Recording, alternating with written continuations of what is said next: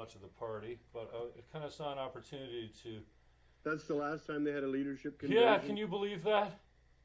13 years. Unbelievable. The Democratic, She's done a good job, but on the other hand, she's still just her. So she's done a great job, and we needed it. And I still kind of consider myself a green, but that's it is the Elizabeth May party. But we knew what we were getting. But yeah, she's done a great job. But so I'm a 10-time, like I said, a 10-time green, and now I've been red-pilled, brother. I can't get with the left ideology. You know what I mean? So I'm frustrated that way, but open enough to say, hey, I changed how I feel. So some of the others have too. Patrick Moore has changed, and lots of Greens, because the problem is capitalism is better for the environment than the alternative, because people, when they own property, usually maintain it, and but I'm trying not to take plastic anywhere. So it's hard to do, carrying all my stuff home and carrying bags around me at all times or what have you. But I'm getting very disturbed about how the world can't handle the plastic. All right, bro. So I think we're going good now. I'm just going to check to see.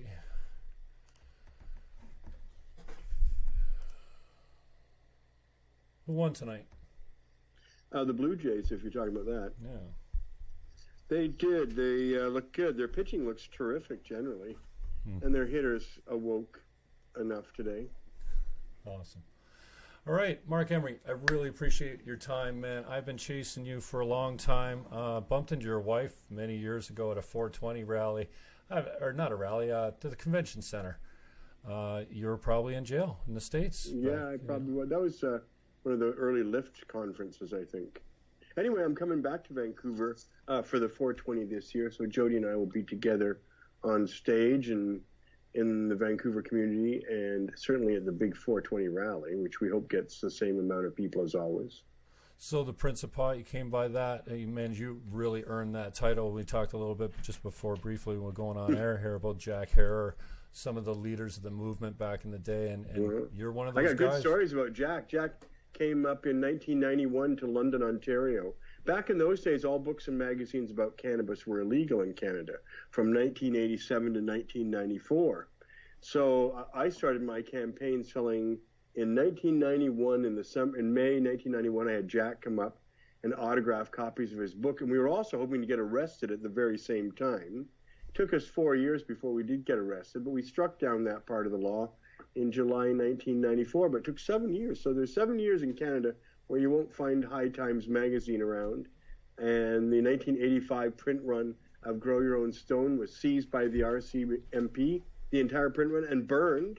It's little things you don't know about in Canadian history, Canadian cannabis history. Yeah, awesome. Tell me about your frustration with the new quote legalization and well, it's not legalization. I wish people would never use that word. I call it Canada's dystopian legalization shit show. For example, there's a guy in Winnipeg only yesterday was sentenced to 10 months in jail for 85 grams of weed. I've got like 500 grams of weed in my own home here. The idea that somehow somebody can get 10 months jail for having what I consider a piddly amount, a ridiculously trivial amount of cannabis, is outlandish. Other people are getting 5 months to 6 months to a year for having pounds, but I sold like over 1,000 kilos and I didn't go to jail, right? I got a whopping fine, which if I don't pay, I will go to jail, and that's a possibility. But typically, we don't have legalization. The police in Ontario are giving out 21 to 25 tickets a day. That's 7,500, 8,000 tickets a year for cannabis in Ontario. So that's about the same rate as it was during the Prohibition. I don't think anything's changed except big corporate kahunas, a lot of whom are cops, are now able to sell at ridiculously high prices in these government monopoly outlets. It's very suspicious that no one in the cannabis culture is really involved in this legalization. These are all like carpetbaggers from the corporate world. Regrets? Oh, I never should have asked the government to legalize pot, and I should have told people we should never ask them. What we should do is tell the police to stop arresting us, which is an entirely different matter. Stop arresting us is obvious, but asking them to legalize it is letting them write the rules for our culture. And in the same way that homosexuals wouldn't write their code of conduct, have it written by heterosexuals, or vegans wouldn't have their dietary menu prescribed to them by meat eaters, and nor would Muslims want to have Jews or Christians telling them how to worship. The cannabis culture has been greatly insulted by having the government, our enemy of over 100 years, arrested 2.5 million of us. And now they want to be our exclusive monopoly distributors of our herb. They want to have their people train our people when they work in stores. You can see the whole message is that the government wants to obviously usurp the culture by teaching our employees in stores, monopolizing the distribution of cannabis, restricting the growth of it in factory farms, which will be the height of mediocrity at best, and excluding everybody who's actually involved in the culture. None of us are invited. You don't find anybody who's been growing weed for 10, 20 years. Suddenly they're now given a license and they're happily growing pot in their own little organic gardens. No, there's none of that going on. Tell me about political affiliation. I know you've tried it here and there. I've joined and voted for every party. I'm not kidding. If I go from one end of the spectrum, I certainly supported Elizabeth May in, I think, 2006. Jack Layton in the NDP 2004, again in 2008, even 2011, but by then it was clear he wasn't going to get anything done. We went backwards there. I supported the Liberals in the last election. I don't often do that. And I joined the Conservative Party to vote for Maxime Bernier for the leadership of that, and now I'm a member of the People's Party because I love Max. I think he's the best. I like Max too, man. I don't know. Max is great. There's so many reasons you can say, I relate to him on every level, even though he never talks about cannabis. You know, I know how he feels, but it's kind of a landmine to walk in the cannabis field, especially since it's really not something a lot of the members of the People's Party really get. They're mostly free marketeers, though, so there's a good core there. And I'm hoping they get 5 to 7% and Max gets reelected in his home riding of Beauce. I can't see them making dents anywhere else because the Trudeau's helped damage his own popularity. I don't believe Canadians are going to vote for someone who has a turban on. I'm sorry, they won't. Maybe that's my inherent racism or something, but I'm suspicious of Indian politics. I lived in India for a year. I'm suspicious of Sikh politics. And I don't think he relates to the Canadian ordinary person. His slick suits, his lawyer background, his Sikh background, to me, is not something I can relate to. And I don't think Canadians are going to relate to it. And I think the NDP is going to do a record get a bad response. And considering the Liberal are in trouble now, that greatly favors the Conservatives. Andrew Scheer is as bland and uninspiring and as the same as every other politician you've ever heard, including Singh and Trudeau and Harper all rolled into one obsequious, kind of bilious, annoying thing. We're lacking. But he's going to win. He's going to win. Maybe only a minority, though. So we'll see what that produces. Well, and I'm glad you said that, too. There's something to be said about minority governments. And did you ever get behind the proportional representation movement for Fair Vote Canada or anything like that? Generally, I'm like most libertarian anarchistic types, is that I don't even believe in voting as a concept. I don't believe my vote, or rather my life, should be voted on. And so all these people voting for this representative every 4 years and giving them carte blanche to impose all these horrible laws on me, it goes against my nature, but I also want to engage in our political system because we don't have any alternatives. So when you say, do I favor proportional representation? Yeah, if everybody who got over 2% was represented, I'd find that fair because then libertarians would get elected enough to have some representatives, and pot people probably as well. I think pot people could get together 2% because we have an abomination in the Cannabis Act. So I would suspect most Canadians who smoke cannabis are very unhappy with the regime we've got. And if 2% was the threshold, then that would be worthwhile for libertarians, for cannabis people. Hell, you could get a whole bunch of fringe parties with representation. And then we'd really see some fun. right? Because you'd still get those mainstream parties with their 20-25%, but you'd probably have 10 smaller parties between 2 and 5%, and that would be so much fun. You know, we'd have to expand the parliament to about 450 seats from its 324 or 332. Yeah, representation certainly would be better, and the minority. Well, you're going to need half and half though. The first past the post got to be directly representing a region, and then there's going to be the party list. Maybe you can't let the party list dominate all of Parliament. These are people who are indirectly elected. Like, you know, like if I vote for the marijuana party and the top 4 people get in because we got 3 or 4% of the vote, that's pretty indirect democracy handing power there. So there should always be at least half the members directly first past the post, and then the other half are proportional representatives. There's different styles of it too. Yeah, like so that everybody who gets over 2% is represented, but you're still going to need that direct accountability. Gotcha. What do you got coming up? You're talking about, you're in Toronto now, right? Yeah, well, I was traveling for 7 months since last August, and I was here in Toronto for 4 months. I'm here during the baseball season. How long have you been out? When did you land in in Canada again? I got out on April 14th, 2014, from that 5-year stint in the U.S. for selling seeds to Americans by mail. You know, it started out as 28 to 40 years, so I was just grateful to get 5. What were the politics behind that extradition? It was. I mean, I don't get enraged about many things, but what I was doing, I did sell 3 million seeds to Americans. I was using that money to subvert their democracy. So I'll explain. I was spending that money like nobody's business when I got it. That's my brother there, and I was spending it. So I financed the 1998. Washington, D.C. Medical Marijuana Initiative, the Colorado 2000 Initiative, the Arizona 2002 Initiative. I threw money at the Alaska Initiatives 3 years in a row, 2002, 2000, 2004. And I was taking the U.S. federal government to court in Philadelphia in a class action suit. So I'm spending millions of dollars fighting in whatever way is possible. Like, for example, a Canadian guy like me paying for a ballot initiative in Colorado is quite amusing. First of all, it's not legal. I'm not allowed to spend money on U.S. elections, but it was really easy just to give my friends 10,000 here, 10,000 there, and end up paying for the whole thing, or a good chunk of it, because you had to go. We paid people to go get the signatures. You pay them about $1 a signature. In those days, it's probably more now, but it's still the way it's done. So we paid for the signatures to get it on the ballot, and then we won. And that's in 2000. That's the medical one. So I was having all sorts of fun sponsoring initiatives everywhere, rallies, marches, class action suits against the U.S. federal government.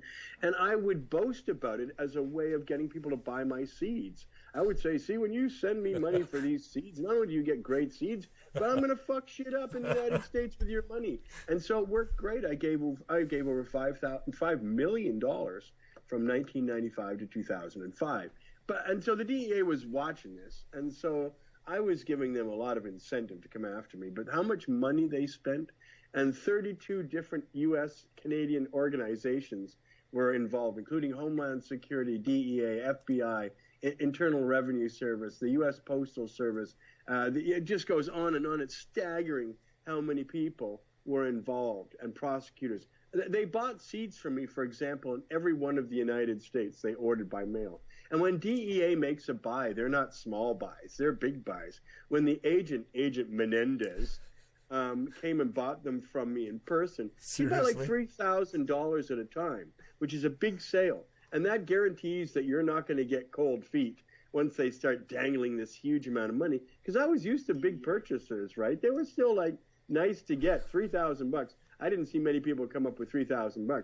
And she didn't come just once. She came over a year and bought it from me 4 times, these kind of huge quantities, right? So they've got some serious money going on when they get you. Unbelievable. Well, the investigation was 2 years and 10 months long. And it started 3 days after I humiliated the drug czar John Walters when he came to visit Vancouver in November 2002. So you bet there was a lot of political motivation. That was a highly motivated extradition and arrest. I humiliated them. I was embarrassing them. And I was boasting about it. And people like that, you're going to get in trouble. Yeah, I was thinking more of it. I know that certainly the American politics of it, but the Canadian politics, what got me, I said, we're really sending this guy down to the States. He got 3,000 letters, exactly 3,001 letters opposing my extradition, and only 7 in favor. And they still extradited me. It's pretty beautiful. They got 3,000 handwritten letters against it, and that had no influence on them, which just goes to show you the government doesn't really give a fuck about your opinion once they're in power, no matter who they are. They do what they want to do, and they have political reasons for doing that. And it won't matter what, heck, it won't even matter what your own party wants. Look at the prime minister. He wants to make sure SNC Lavalin isn't prosecuted, and that's his, ultimate desire right at this moment. So, if he wants to make it happen, it happens. But if he doesn't, then you're in big trouble. So, I was embarrassing the U.S. government, embarrassing the Canadian government, boasting about all these things. So, I have no bad things to say about my prison experience. It was very, very wonderful in so many ways. I have nothing but fond memories of all my prisons that I've been into. I can tell you every one of them, where I was, how long. And for me, there was so much redemptive. I read 140 books in that 5 years. I learned to play bass guitar. I was in a rock and roll band for 3 years. I practiced on a musical instrument 2-3 hours a day. I couldn't believe I'm playing note-for-note versions of songs that I've grown up all my life loving, like Purple Haze by Jimi Hendrix. I knew 7 of his songs. 3 Stevie Ray Vaughan songs. I knew how to play Come Together by the Beatles, Jumpin' Jack Flash. Bob Marley songs, Otis Redding songs, Nirvana. I can play Come As You Are and Smells Like Teen Spirit. I mean, I couldn't believe I was doing this, right? And, I enjoyed the quiet time. I wrote the best stuff I've ever written in my life in prison. Yeah. Typically, that's not uncommon. You can write some good quality material there because you get quality thinking time. In the real world, you don't get much quality thinking time. There's this distraction of our screens here. There's drugs, there's sex, there's pornography, there's the boredom of marriage, there's going to work, there's children, there's things. Always there's something to distract you. You really just don't get hour after hour of quality thinking time where you could meditate or you could write or you could think. And I really enjoyed that opportunity. But as many of the inmates will tell you wherever I was, I made the prison kind of like my office. I could make things happen in a way no one else could because I had people on the outside that could make phone calls happen or books arrive or, whatever somebody needed. Hard to believe that in a prison there's going to be guys who don't have their own Bible. But a couple of guys doing life came to me one day and said, I don't have a Bible. And they make a nice one that you can get your name in it. And I thought, sure, I'll absolutely get you this Bible.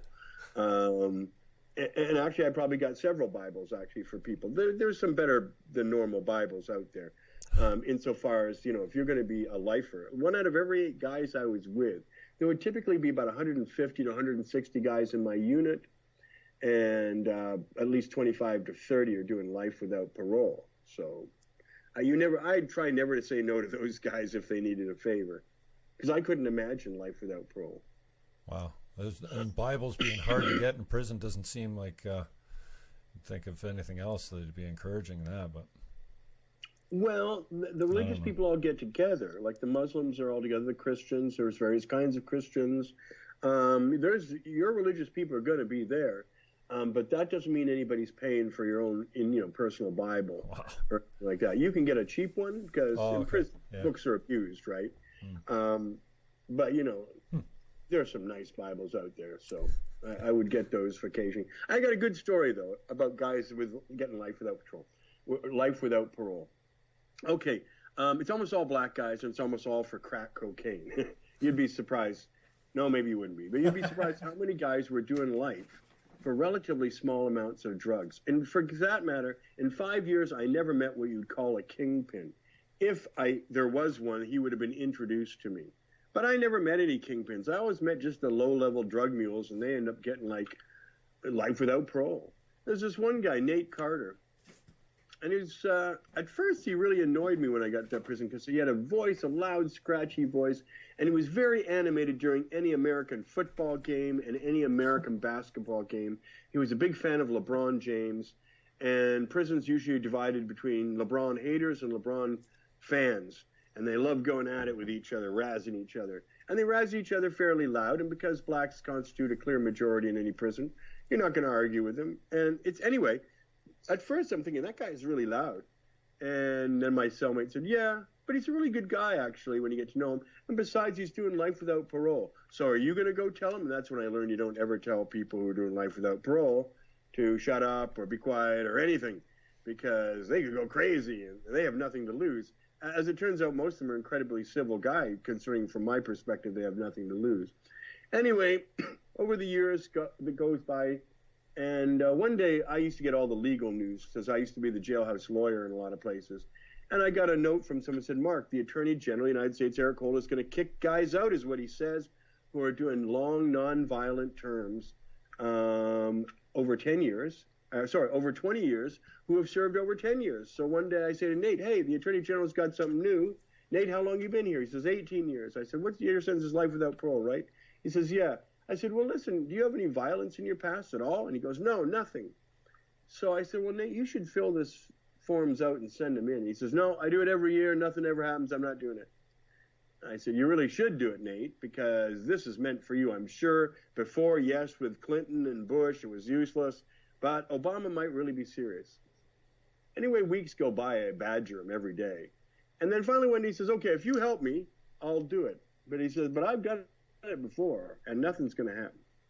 So sure enough, anyway, we fill it out, and that's where I learn all about him. I go, Nate, have you ever had any violent infractions in the prison? That's important, too. And he goes, no, I've never even had an infraction. I said, Nate, I have had 3 infractions, and I'm a normal human being in this prison, and I have 3 infractions. How can you have been here 18 years and not even have a slight infraction? He says, well, I don't. I said, well, that's going to look really good. So we write all this down, we send it to the government, and I get released. Huzzah. And I come home, and I forget all about Nate Carter, unfortunately, until 2 years later, in May 2016, he calls me and says, Mark, I just got a letter from the president. I'm going to get out in July with no strings attached. I got that executive clemency. And he goes, Mark, you made me do it. Thank you so much, and God bless you. And every 3 weeks, he calls me up wherever I am in the world, and he says, Mark, where are you? And I say where I am, which last time was actually, I think, Barcelona. And he says, well, Mark, I love life. I love my family. I love freedom. God bless you. Thanks for everything. And he always asks how Jody is, too, because he used to see Jody come and visit me. Whenever he had a visit, Jody'd be there with me. And so he always got used to seeing her, and everybody kind of got used to Jody because she came to see me 81 times, which is another amazing story.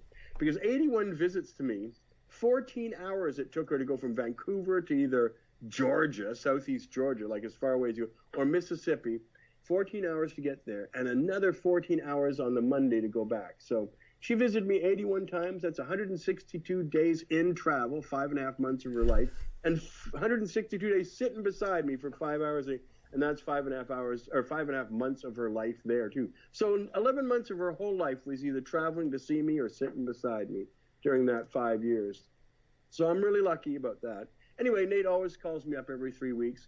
And that's the best thing that I ever did in all the time I was in prison. I'm really pleased about a lot of things I did. I was jailhouse lawyer for a lot of people, and I didn't need to charge anybody anything because I was well supported by my wife and what have you. So the guys in the prison tended to be real nice to me everywhere. And that's my best story. Nate Carter is out because I badgered him into sending for an executive clemency to President Obama, and he got it. And he's also got a letter from the president, which I don't have. So he's good for him. He's got an autographed letter from President Obama. And he's out of prison, and he calls me up, and it makes me feel really good when he calls me. Which goes to show you can do a lot in prison. Wow. Like a lot of satisfying things. I've got dozens of stories of being able to help people do stuff or just plain strange things that happen to you in prison that kind of teach you a lesson. How old are you now, Mark? 61. 61, and so what are you working on? What's the future look like for Marc Emery now? Well, I'm actually in a state of flux. I've been traveling for 7 months, and I used up a lot of money. So now I have to start thinking about what I'm going to do for work, or who I'm going to work for, or what I'm going to do. Cannabis culture? What, you sold out of that? Or? Jody owns that. Oh, okay. Jody runs it. Okay. So I gave it to her for $1 in 2010. I did think I would get it back. We had quite a bit of arguments about that for a while. But ultimately, she prevailed because she said, well, Mark, I've been doing this for 5 years, and now you come back. I don't know if I can be your sidekick anymore. I've been running everything for 5 years. Being your sidekick isn't very appealing. She said, you could just travel around the world. Everybody loves you. Travel doesn't appeal to Jody in the same way because for her, it's just not that pleasant. She's an introvert. I'm an extrovert, so she's correct. I love traveling. I love meeting people. Everybody is great to me everywhere I go. Whenever people ask me, is a place safe or are people friendly, I say they're all safe and they're all friendly. That's my experience. As soon as somebody mugs me, I'll tell you that place is not safe and not friendly. But otherwise, everywhere I go, travel is a beautiful thing, and I'm having trouble decompressing because life is so boring here. I mean, I've been doing all my tasks and stuff. I had a lot to do when I got back, but it's like done in 5 days now. I've got dental work on Friday, which is why I'm back in Canada at all. I'm supposed to be in Greece right now, Santorini. And that is a lot more appealing than the gray Toronto April that is going on here. Oh, my goodness. And there aren't many pretty buildings in Canada. Like, I've been to Europe, Spain, and France, and South Africa, and Morocco, and all the major capitals of South America, Mexico. There's just not a lot of beauty in Toronto. It's nice. I like living here, but it's just not a beautiful place. So I guess it's fair to say. So you're a member of the PPC then. So I hate to bring it back to politics all the time, but I'm just fascinated by your. Max is great. I hope he gets a lot of support. Yeah. Huh. I like the guy a lot. To me, he resonates. He's so sincere. He's right on the money. Stop pandering. We need a politician who doesn't pander. Well, and this is it. I mean, I was talking to a buddy of mine, Greg Vesna. I don't know if you know the name, but he's been around a long time, and he's Monia business, early days. There's of the a Green trophy Party. named after him. I'm just kidding you. And just, we're hopeful people, and we get sucked in. We drank the Kool-Aid on Justin. We were so glad to get rid of Harper. Though, he got a lot of votes from us. He's going to miss them. Yeah, we were so damn ready to get rid of Harper that. And we did great under Harper. That's the problem. Things got really good with Harper. We all started opening shops up and breaking the law and getting away with it. But him and I were talking the other day. He's like, Jimmy, I helped him get elected as leader. Well, are you like? We all drunk the Kool-Aid because not as influential some of us, but. So are you gonna do anything for the party? Do you think, other than just support? I'll give him the maximum amount, and I will help out on any campaign.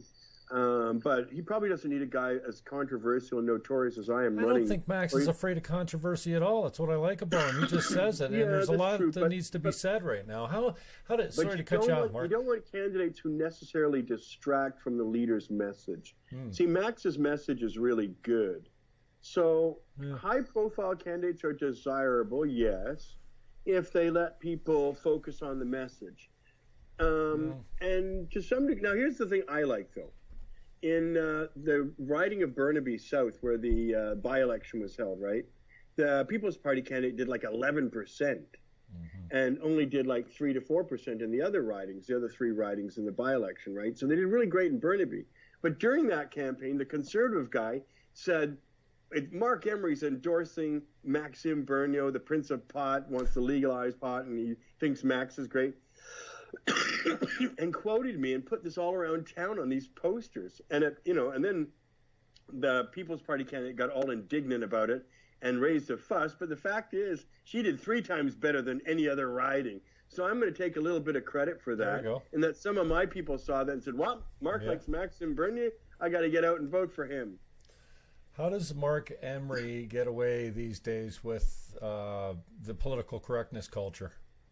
Well, you don't. I've been publicly shamed over something as trivial that happened 10, 15 years ago, and that I contest is completely distorted because people today can resent or regret activities they embraced 10, 15 years ago when they have a change in personal philosophy. Amen. They can change the way they look at the same event.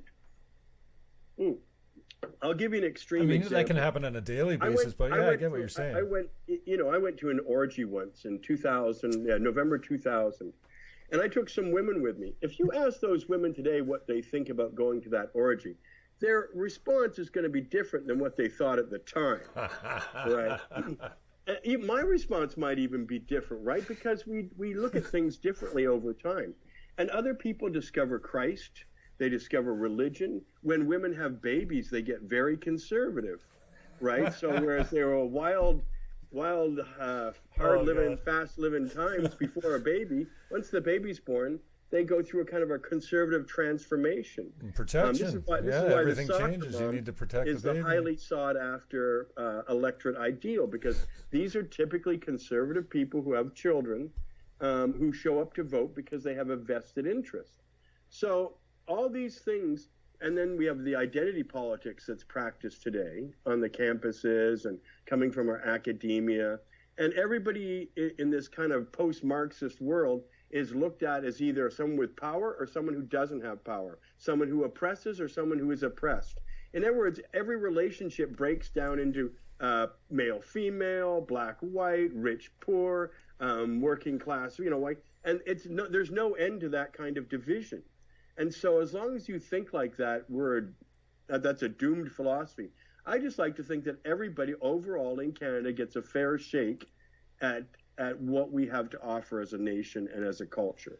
And compared to 93% of women, for example, in Egypt who go through female genital mutilation, or all the poverty I've seen around the world, all the exclusion, when you look at Latin America and you look at Africa and you look at Southern Europe and you look at Asia, I think the status of women, for example, and gay people is superior in Canada to almost anywhere when it comes to freedoms, liberties, protections, safeties, health.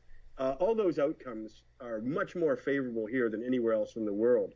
So you got to be careful about the people who hate this country that want to cause division, right? But I've heard these extreme things too. When I was in prison in the U.S., they would go, "Mark, Harper is so awful. He's changed everything. And you won't even recognize the country." I came back, it looked just the same. It sounded the same. And then they voted Harper out a year later, and now nobody talks about, oh, Harper permanently changed the landscape, or Harper made the country unrecognizable. It's not unrecognizable. Just like I hear the same thing now from the Conservatives whining about Justin Trudeau. Oh, he's ruining the country. He's wrecking. It's not wrecked. It's not ruined. It takes more than a politician to ruin this country, for God's sake. And they do lots of damage. But Canada is much too big for one person, even over a generation, to really adversely affect. Canada's made up of Canadians. The politicians are really just at the back of the flock trying to follow the people ahead and try to get ahead of the popular wave. But politicians don't change I don't think they change the nature of this country. I think the people do. And that's why I'm worried about what goes on in academia, because this is where all our young people are learning all their, philosophy from.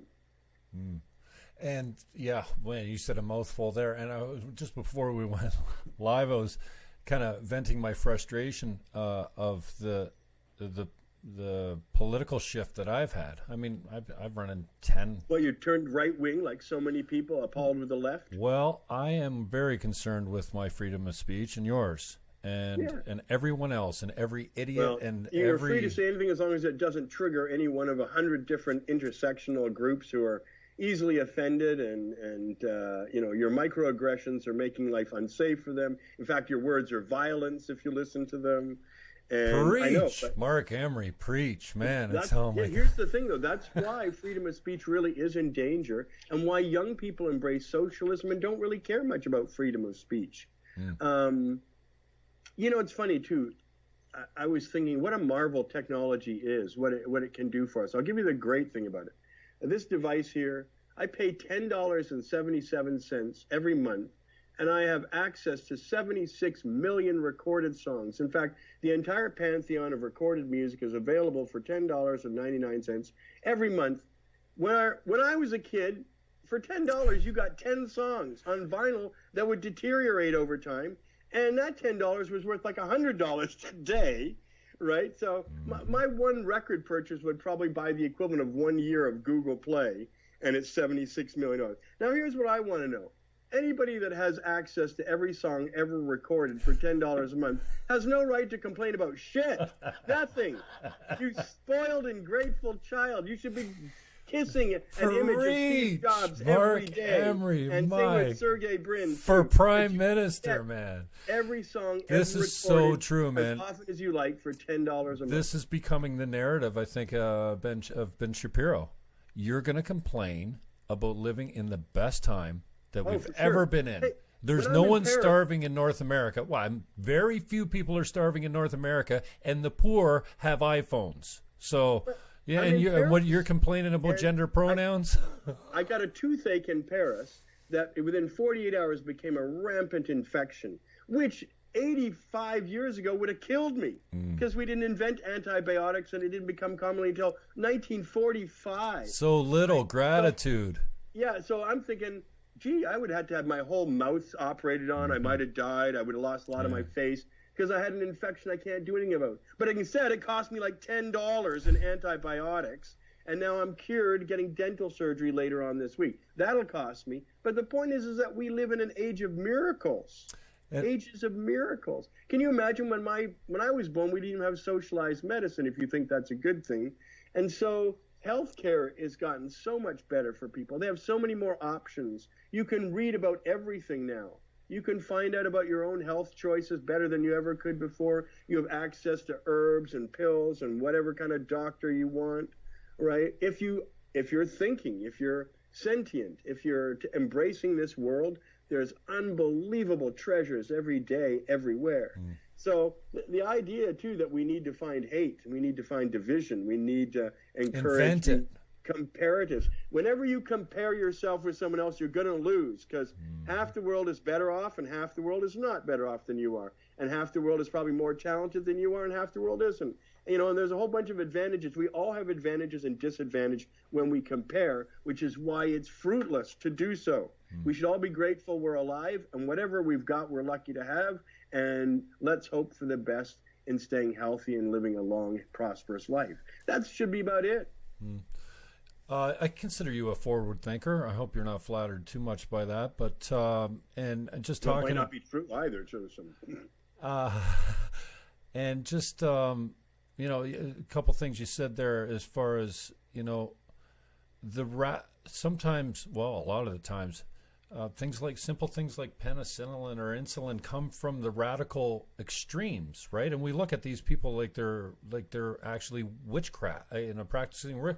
I mean, you look at history, and some of the solutions that we adopted come from the radical extremes. If you were to forecast out, what do you think you could say that something that feels extreme now that might be common practice in no time? Anything? Well, I think all technology feels extreme. Like the iPhone was pretty amazing then. It's pretty amazing now. But I know when they discovered penicillin, Fleming discovered penicillin by mold on bread applied to a bacteria, diminished the bacteria. Yeah, That's they wanted to have them committed, didn't they? It's a pretty trippy kind of thing. You got all this bread mold. It's like somebody's thinking the guy's a bachelor who just won't clean the fuck up. And then next thing you know, he's saving millions of people around the world. Right. By the way, there's a great book about that, too, called A Brilliant Radiance, about how penicillin was discovered and what a group effort it was. And how when we really want to mobilize our resources, we can do incredible things in a short period of time. Because that went from the discovery of its practical application in 1938-39 to it being available to every human in North America for 2 cents a dose by 1945.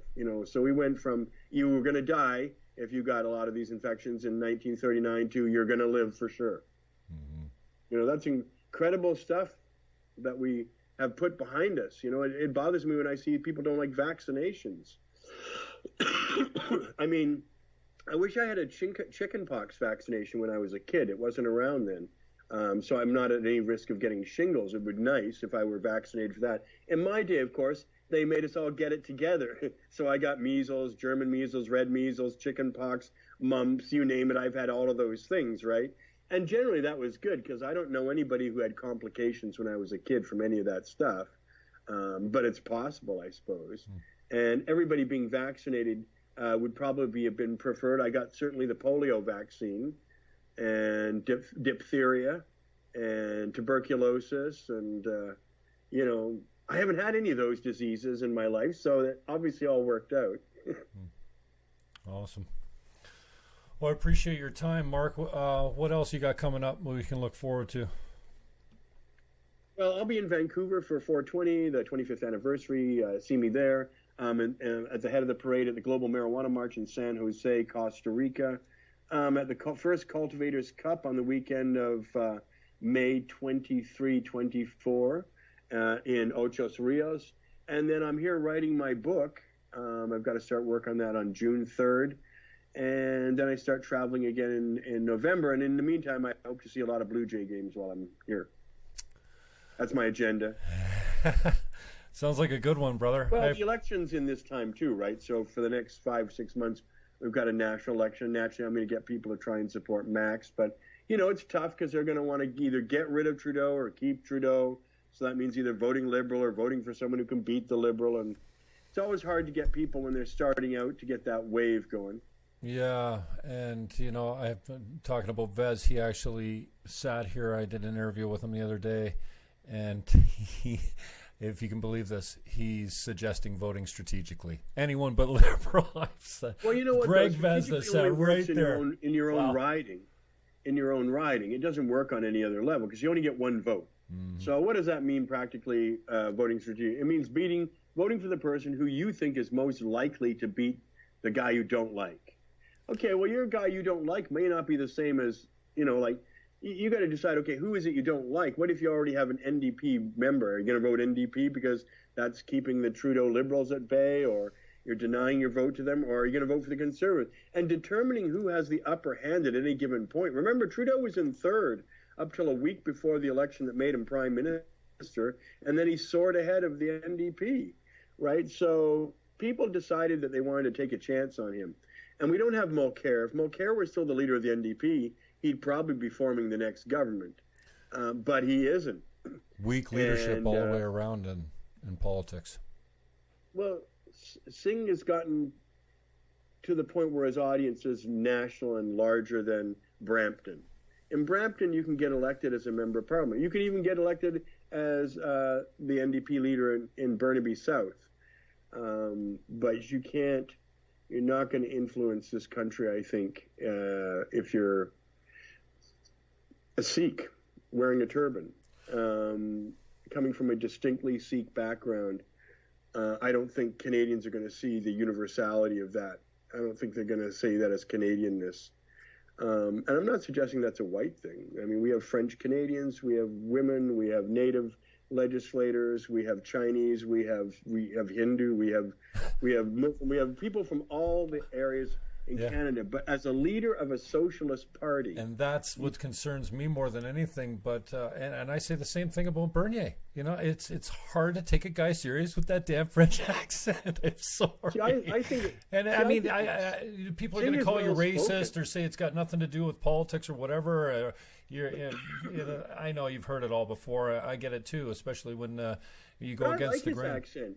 I don't feel I know. I mean, I'm just saying. Official language. Yeah. Right? To me, he's telling me the truth in both official languages, whereas all the rest are telling me lies in both official languages. And I think Singh, for example, is the best speaker out of the three of them, but he's just not someone I have any trust or confidence in. And hey, I've actually read the history of Sikhism. I'm one of the few white guys you're ever going to meet that can tell you the difference between the first guru and the 10th guru, and when they were around, and all about what's going on in Khalistan or / the Punjab. I lived in India for a year.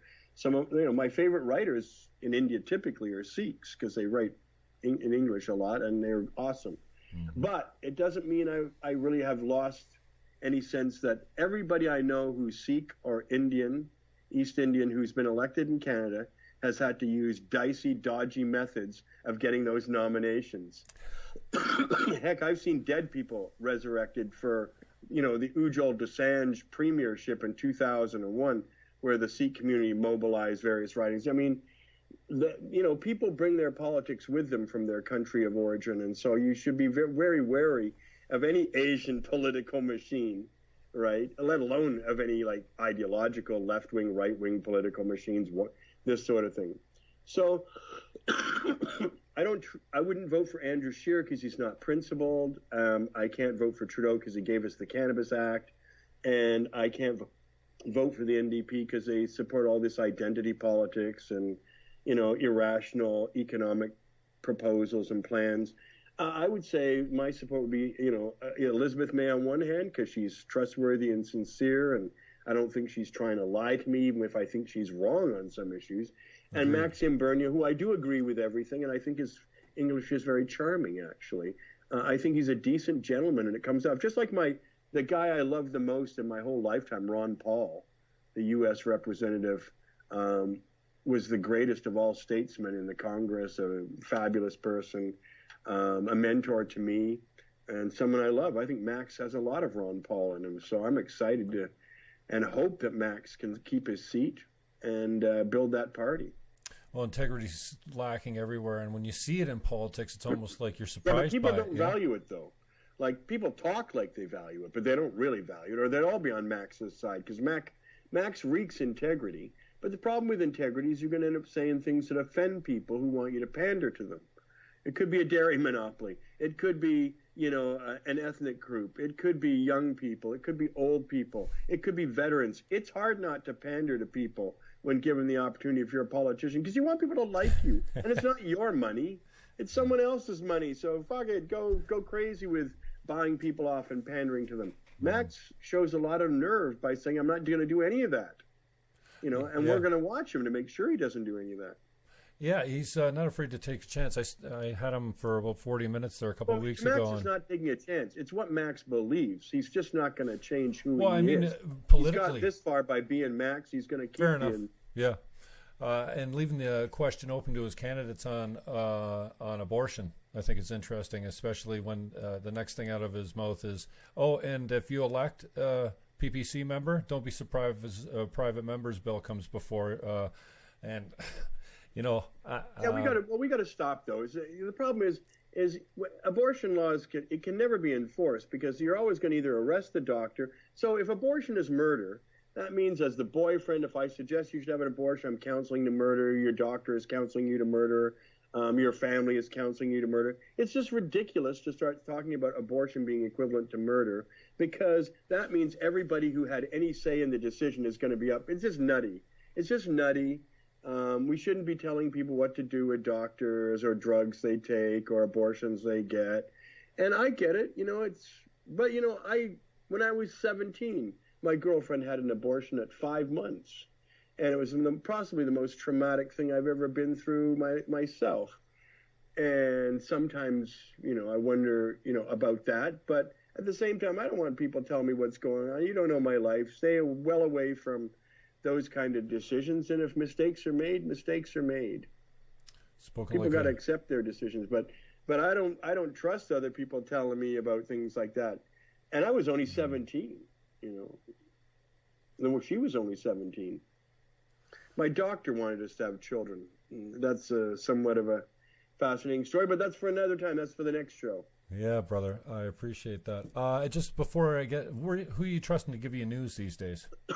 Well, I listen to mostly mainstream things because they still have old-fashioned editorial techniques like fact-checking, grammar, confirming a source, et cetera, et cetera. The problem is as the person involved in a recent public shaming in January, I had all these people, global news, newspapers, reporting basically what they admitted was uncorroborated, unverified, unproven. But we need the clickbait, so it's hot, so we'll get it out there, right? So journalism is definitely diminished as to the degree of quality and verification, confirmation, because it takes time to get the story right. Whereas it takes no time just to repeat something verbatim and get it out there and try and capitalize on the clickbait, right? Because that's all it is anymore. In the old days, you kept on top of a story until the story was resolved. But that's not that profitable. That requires some deep investigation, somebody on it. Whereas getting the story the first time or in time for the wave is what's regarded as important now. So I get my news from all the usual sources. I don't actually trust alternate news until I see a major media confirmation. Because, I trust the New York Times to at least spend money on an issue, even if they have a bias. What people forget is the New York Times employs hundreds of people, and it covers the extreme spectrums, left, right, vegan, individualist, transphobic, and transpositive, and all these other things in between. So, of course, any really good media you're going to be incensed by occasionally, as well as in agreement with occasionally, and possibly neutral the majority of times, because I don't feel we should have to take a side when we read a story. A lot of times it's just information we can think about. There's nothing that can be done. For the ordinary people, 99% of the things we read are things we cannot do anything about, right? Like an earthquake in somebody. You could give money, the weather, forest fires around the world, or climate change. You could change a few things. We could use less plastic maybe, or, minor things, but most things are out of our hands. There's really no point in reading a lot of news. Even this Trudeau thing, have you seen how much oxygen? I'm buying newspapers now, and the National Post, I think, had 8 pages solid about SNC Lavalin. It's just not worth that much.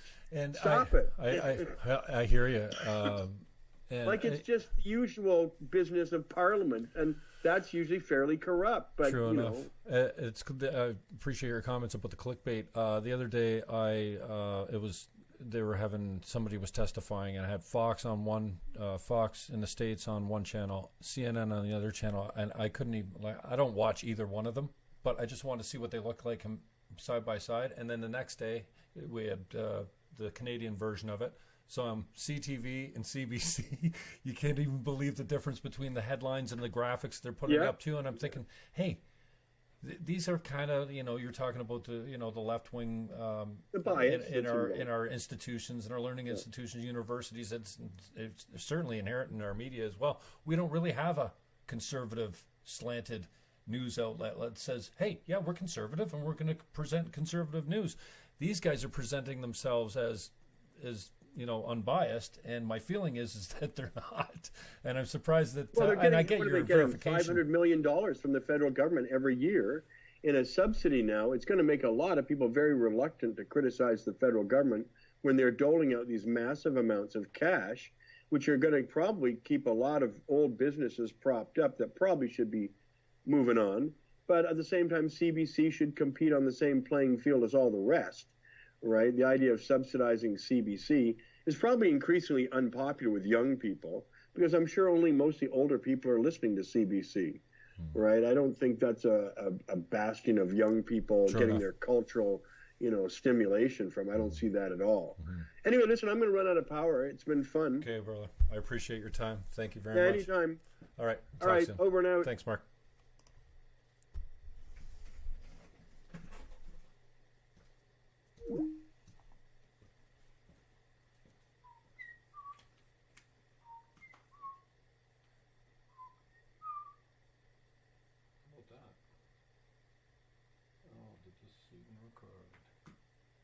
That was all right, eh? Peace out, yeah.